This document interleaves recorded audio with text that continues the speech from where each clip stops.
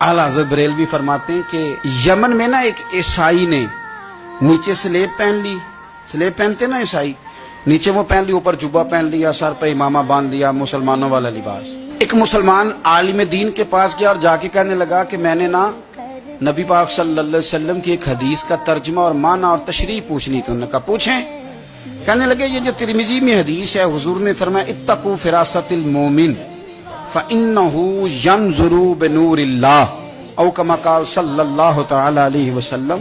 हुजूर फरमाते हैं मोमिन की फिरासत से डरो, ये तो अल्लाह के दिए हुए नूर से देखता है। उसका ख्याल था कि अंदर मुझे देख लेगा कि मैंने जुनार पहना हुआ है, स्लेब पहनी। कहने लगा इस हदीस का क्या तर्जमा है? तो आलिम दीन ने ना तर्जमा भी बताया, तशरीह भी की।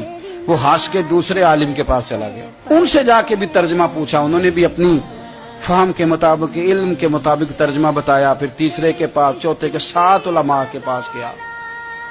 ये करते करते बगदाद शरीफ पहुंच गया और पहुंच गया हजरत जुनैद बगदादी की खिदमत में।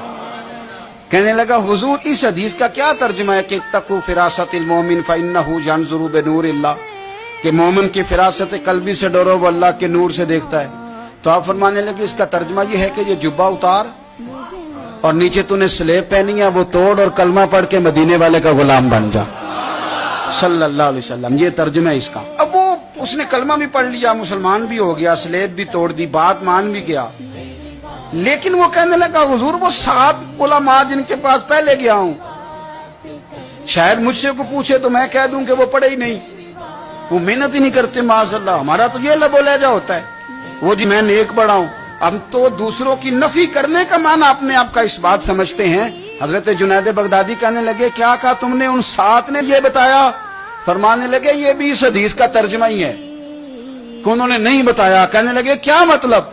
फरमाने लगे उन 7 को पता चल गया था कि तुझे कलमा पढ़ाने का सवाब अल्लाह ने मेरे हाथ में लिखा हुआ है, ये मेरे खाते में लिखा है कि जुनैद तुझे कलमा पढ़ाएगा, वरना समझ वो भी तुझे गए थे। पर उन्होंने कहा कि तेरा सवाब